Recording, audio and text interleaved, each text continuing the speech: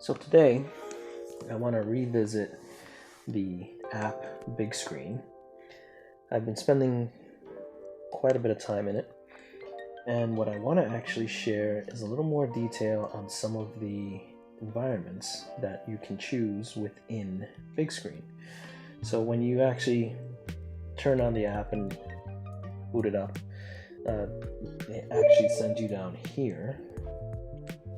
Let's see if I can, there we go. Usually starts you here. You have a screen in front of you, this screen usually. So it loads it up. And then this is like your main starting point. Now this is quite lovely, but I find myself not liking it too much. It's not that I dislike it, it's just that I don't prefer it. It's a nice space, but it's just not my style, I don't think. So when I do actually come in here to watch things like YouTube, Disney Plus, whatever, I don't really stick around in here. I don't like this environment too much. Now, real quick, I'll show you different parts of it so you can kind of get an idea. Because even though I don't prefer it, I do appreciate the detail that has been put into this. When the whole point of this is just so you can look at that screen over there and watch some movies. The fact that they have these extra waypoints you can go to. Now, just look at this. They've got I don't know if that's an actual Roomba, but it's supposed to be like that little robotic vacuum thing. And they have an elevator with shelves. Now, I've actually physically walked to try to see what's further down in those areas. Spoiler, nothing. They only animate so far. That area is pretty much just darkness. That area kind of goes into what looks like they were gonna turn it into some kind of garage, and then they just stopped drawing. But there are other environments. Now, I found that the large theaters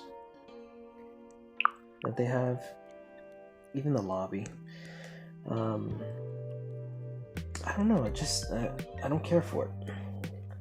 I think it's more for people who are sharing this experience with others.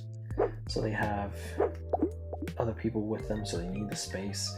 So you can be sitting in that chair and your friend could be sitting in any of these chairs, in any of these little diamond points. And maybe you can even have a big party if you have a bunch of friends and they're all interacting with each other and just in this space. But for me, I've been using it by myself. I don't have any friends with headsets that can share this experience with me. And I really don't feel inclined to try to make friends with headsets. I enjoy it by myself. And I have a feeling that I'm not alone in that situation. There will be a lot of people who just want to be able to watch from an environment that may not be what they're used to. Maybe you're in a small apartment, maybe you just have a small room that you're in, but you could experience, just watching TV in a room that you'll probably never experience in your real life. Take that for what you will, whether that's sad or just reality, however you want to take it. But again, I don't really care for the large theaters. This main room just isn't my style. This one is okay. I kind of like this one. It doesn't feel like a home space. It feels like a bar. Like those little bars that you might go to, or these little cafes, I guess, little clubs, where it's really cozy and only for a select few. Feels like that. It feels like a lounge area within a bar, I would say. But it's nice. It's a bit, to me, it's a bit more cozy than the other one, than the first one, the main one. But even then, my favorite actually seems to be the apartment. The apartment has different areas, and you can even go to it at different times of the day. So, for example, in the daytime, I can go into the living room of this apartment and have the sun coming in through the shades, through the curtains, and see outside from there. And this is a very, very nice open space. Very simple. There's not much going on here. There can be a TV or a screen for the kitchen area. There's one in this side room, and then there's this main one. Now, I find myself just sitting here most of the time, looking at this screen, and getting used to this idea of this being the room I'm actually in, to the point that I forget. I really do. So after watching a few shows for however long, when it's time to take off the headset, it can be a tiny bit of a shock. Just a little bit, because it's like you're being pulled out of this dimension and being thrown back into your own dimension, so to speak. I know that sounds dramatic, but it's true. You kind of open it up and it's a little bit of a shell shock, because even though this is animated, you get acclimated to it, you get used to it very quickly, especially when this is all you're seeing as you move around. Now, in the daytime I use this because I kind of want to have that awake feeling of daytime. But at night, if let's say I want to watch something before I go to sleep, but I don't want to have this aggressive light and this feeling of daytime, which can disrupt my sleep pattern, I can come to the same room at night. As you can see, it's nighttime out there, and you have more gentle lighting here. I tend to like watching from this perspective. And I can sit here for a good half an hour watching a show and just kind of enjoying being in this oversized but simple environment, this very nice, like luxury looking apartment. And it just kind of, it just fits, at least with me anyway. You might like the other environments, but this is something that I can sit in for probably all day if I didn't have other things to do, and watch TV, watch movies, and just relax in a completely different environment that I probably would never be able to experience unless I made a major life change. Now, I think I can go outside from here, can I? Maybe not. To go out there, you'd have to go like that. So this is the balcony, and you can actually have a big screen just floating in the sky, and laying down on one of those, I don't know what you call those, one of those chairs. And if you're sitting in bed, it actually matches perfectly, as if you were laying down on that little thing there. Now, here you could also have a screen, and then at the other end, you can have a screen, but I think that's only in the daytime. No, let's see. Yeah, this is the north balcony. That's the south balcony. And now, as you can see, we're on the opposite side, and it's nice and bright. And as you can see, it's like a cityscape. And if I wanted to bring up let's see, to make the screen come up, I'd actually have to open one of these apps, but I don't want to do that right now. But there would be a screen pretty much just right here in the way.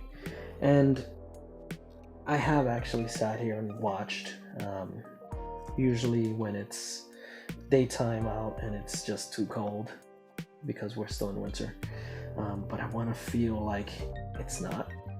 I would open this up, kind of get that city skyline feel, and just kind of forget where I'm at for a little bit. And I think that's what's the best part of this app. It's not just, oh, you get to watch on a big screen. It's you get to watch on a big screen in a completely different environment. Now, on occasion, let's go back here. I do kind of like this outdoorsy one. Let's see if I can find it.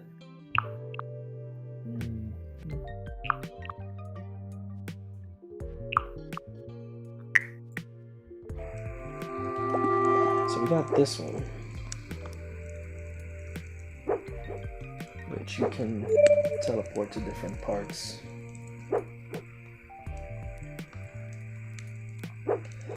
And there is a screen that you can use that kind of pops up right about there. But maybe I don't want to watch a screen. Maybe I just want to sit here for a little bit. And just listen to the... Yes, I know it's simulated, but... if I try hard enough, I can actually feel like I'm outside, like I'm in the woods.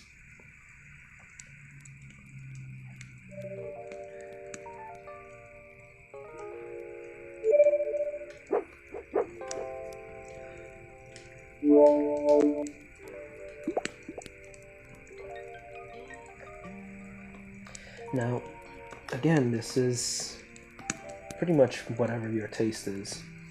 Oh, I can actually go to the south balcony and the nighttime as well. But it looks like for the daytime, it's only the south balcony. You can't go to the north balcony.